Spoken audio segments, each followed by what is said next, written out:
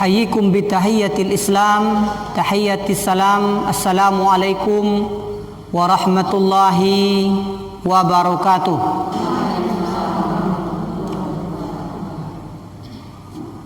Mungkin habis corona ini atau lagi pakai masker ini susah mengeluarkan suara, Bu, ya. Ya. Assalamualaikum warahmatullahi wabarakatuh. Alhamdulillahi rabbil alamin, hamdan adada khalqihi wa zinata arshihi wa midada kalimatihi wa ridha nafsihi. Subhanaka la ilma lana illa ma 'allamtana innaka antal alimul hakim. Allahumma salli ala sayyidina wa maulana Muhammadin wa ala alihi wa sahabatihi ajma'in wa man istanna bi sunnatihi wa ihtada bihadihi ila yaumiddin. Amma ba'du, ibu-ibu kaum muslimah jamaah Majelis Ta'lim Al-Falahul Azhar yang insyaallah selalu diberkahi, dimudahkan, dibimbing dan selalu diberikan oleh Allah Subhanahu wa taala kesehatan, kedamaian dan ketentraman. Amin ya rabbal alamin. Mari kita mulai pengajian kita, tausiah kita dengan membaca lafaz yang teragung yang diperintahkan oleh Allah Subhanahu wa taala, lafaz alhamdulillahi Rabbil alamin. Segala puji, sanjungan, perkataan-perkataan yang mulia hanya milik Allah Subhanahu wa taala. Selawat berangkaikan salam selalu tercurahkan kepada junjungan kita Nabi besar Muhammad sallallahu alaihi wasallam, kepada keluarga beliau, kepada para sahabat beliau, dan kepada segenap orang-orang yang datang setelah beliau itu, yang tidak bertemu, tidak berjumpa dengan baginda Nabi Muhammad sallallahu alaihi wasallam, tetapi setia menjadi pengikut Nabi besar Muhammad sallallahu alaihi wasallam. Itulah yang disebut dengan orang-orang yang akan mendapatkan syafaat baginda Rasulullah sallallahu alaihi wasallam. Kaum muslimah yang dirahmati Allah Subhanahu wa taala, kajian perdana kita sebelum Covid, ya. Kita sudah memulai pengajian, sudah rutin sekali. Kita lihat ada perubahan yang luar biasa di pengajian kita, majelis taklim kita, jumlahnya luar biasa meningkat.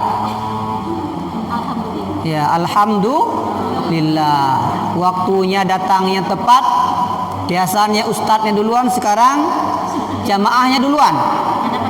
Ya, luar biasa. Ada baju baru, Bu, ya. Seragam baru. Ini berkah corona ini. Ya.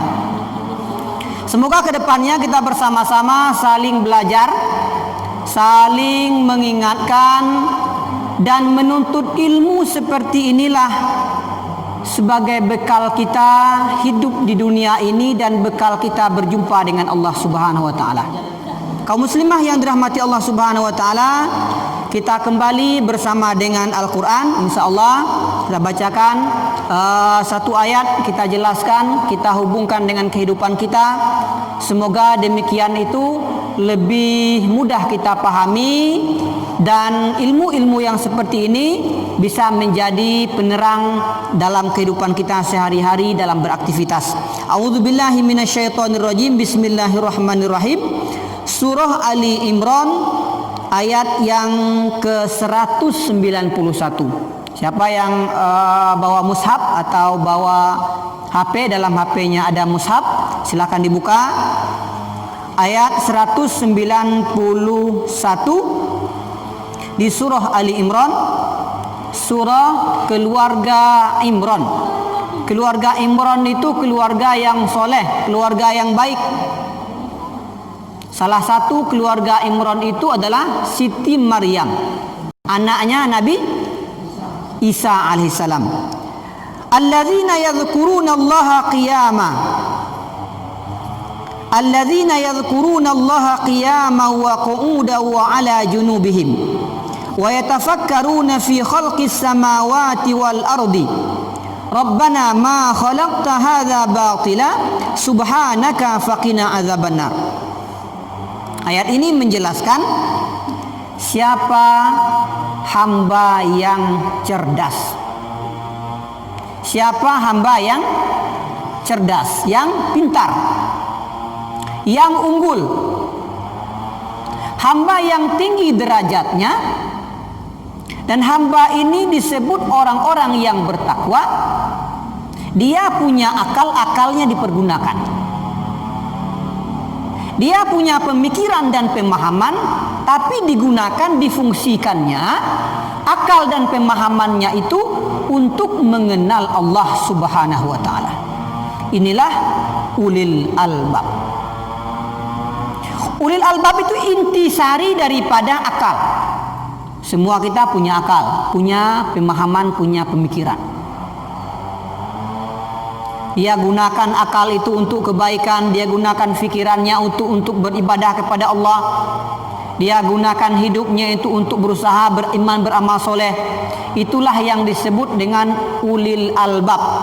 Ulil albab ini dipuji dalam Al-Quran karena sifat dan karakteristiknya itu terpuji, teruji, dan mereka benar-benar hamba yang disayang Allah Subhanahu wa taala. Innama yatadzakkaru ulul albab. Yang mengambil pelajaran dari sebuah peristiwa, sebuah kejadian, sebuah musibah itu orang yang punya akal. Yang bisa mengambil ilmu pengetahuan, mengamalkan ilmu pengetahuan, menjadikan ilmu itu sebagai amal mereka, itu ulul albab, orang-orang yang cerdas. Siapa mereka? Kata Allah Subhanahu wa taala, alladzina yadhkuruna Allaha qiyaman. Orang-orang yang mengingat Allah sambil berdiri. Dia banyak mengingat Allah, zikir kepada Allah Subhanahu wa taala. Pertama, sifatnya banyak berzikir.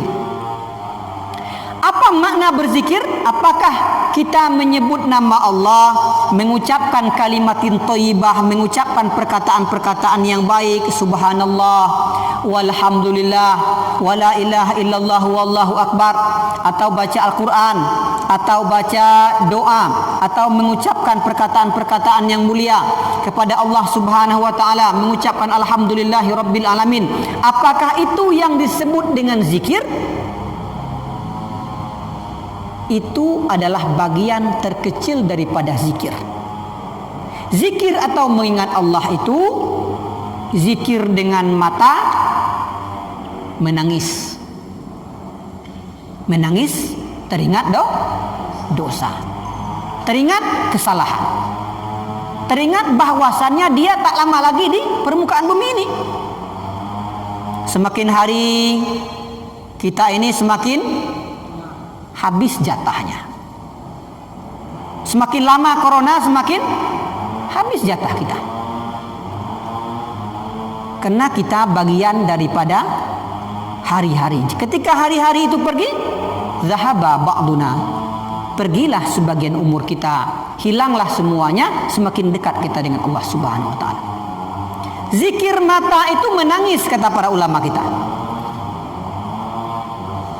Menangis teringat dosa, teringat amalnya sedikit, teringat persiapannya belum mantap, persiapannya belum matang, teringat bekal yang dia bawa untuk menghadap Allah ini belumlah sepadan, belumlah banyak. Siapa yang menghadap Allah, kata para ulama kita, tidak bawa bekal, tidak bawa amal, sedikit membawa persiapan dan tabungan, seperti dia berlayar di tengah lautan yang tidak bawa bekal, yang tidak ada perahu atau kapal. Beginilah orang yang pindah alam tapi dia tidak punya amal di hadapan Allah Subhanahu wa taala. Zikir tangan itu dengan al-ata, dengan memberi. Zikir mata menangis teringat dosanya. Zikir tangan itu, kata para ulama kita, memberi. Apa yang dia miliki dia berikan, baik materi atau immateri.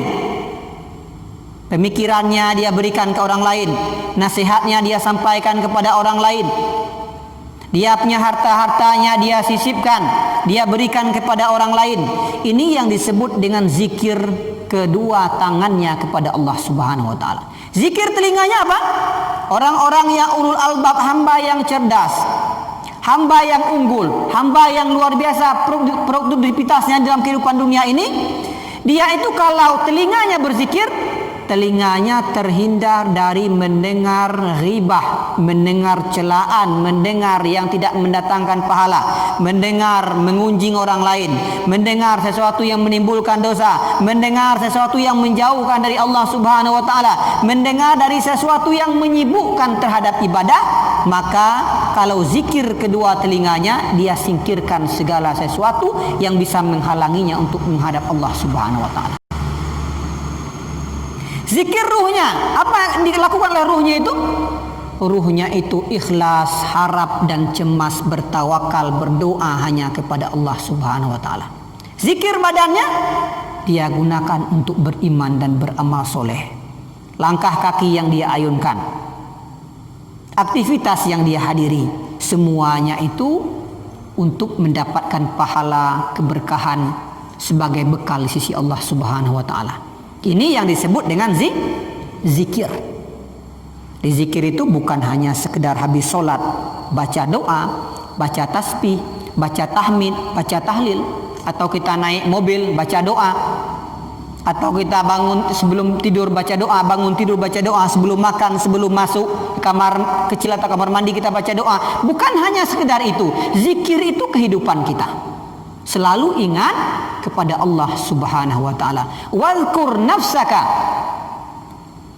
Ingatlah Allah itu di dalam jiwa kita.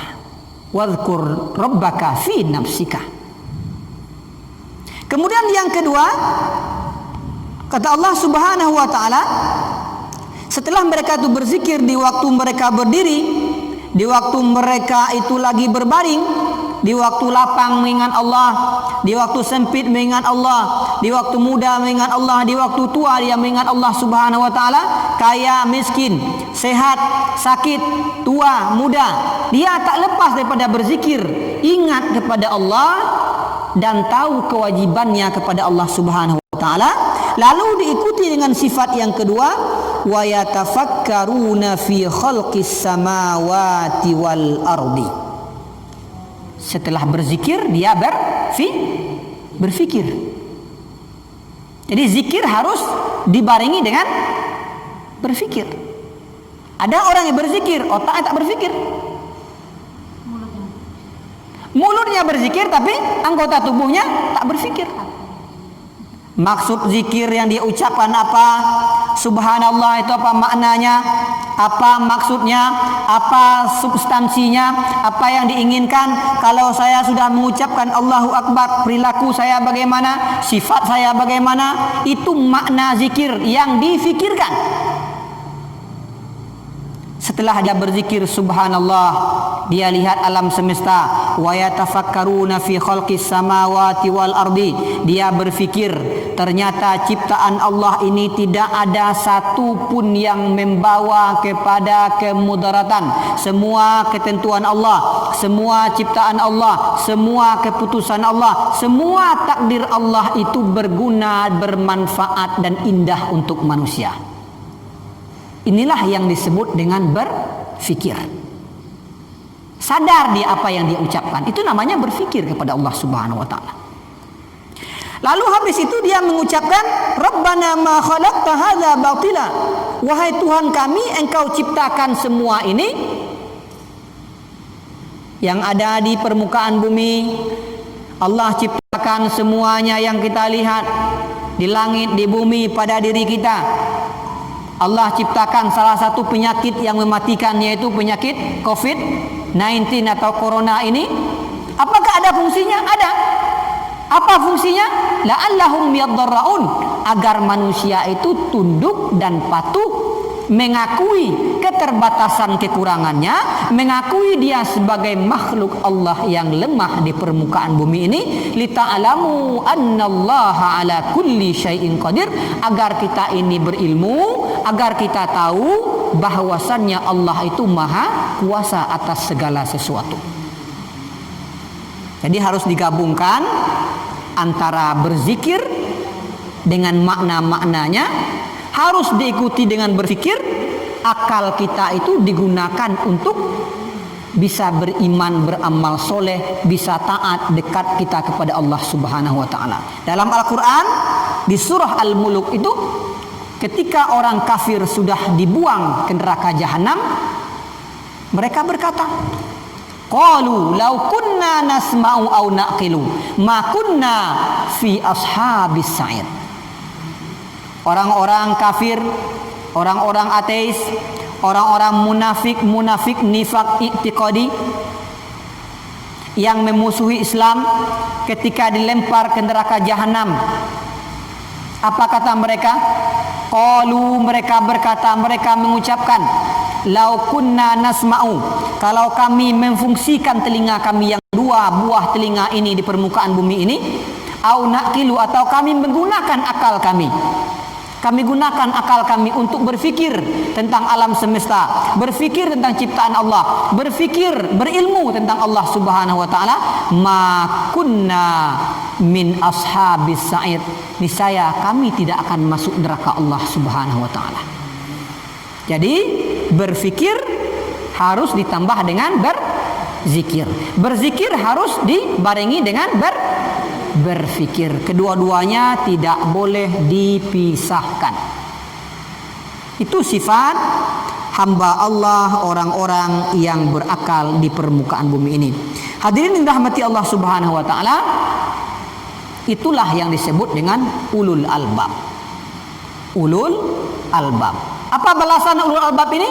Balasannya tidak lain dan tidak bukan jannatu adnin, surga jannatu adnin, di mana surga ini siapa yang memasukinya maka dia tidak akan pernah mau keluar, tidak akan pernah haus, tidak akan pernah sakit, tidak akan pernah lemah. Dia nyaman, tentram abadi, kekal selama-lamanya di sisi Allah Subhanahu wa taala. Semoga kita yang hadir ini membiasakan diri kita untuk berzikir dan berfikir. Berzikir dan berfikir. Dengan demikian doa kita berarti, ucapan kita berarti. Sebelum berbuat kita berfikir, setelah berbuat kita berfikir, sebelum berbuat, saat berbuat kita berzikir. Dengan demikian tercapailah maksud firman Allah Subhanahu wa taala, ulil albab, hamba-hamba yang berakal. Setiap kita Allah berikan akal, namun tidak setiap kita yang berakal. Ada orang yang diberikan akal, tapi tak digunakan akal itu, maka dia bukan orang yang berakal. Semoga kita yang hadir sedikit demi sedikit baca firman Allah kita renungi. Ada kejadian kita renungi, ada peristiwa kita renungi. Kita kembalikan kepada Allah Subhanahu wa taala. Para tamu Allah, kaum muslimah yang dirahmati Allah Subhanahu wa taala.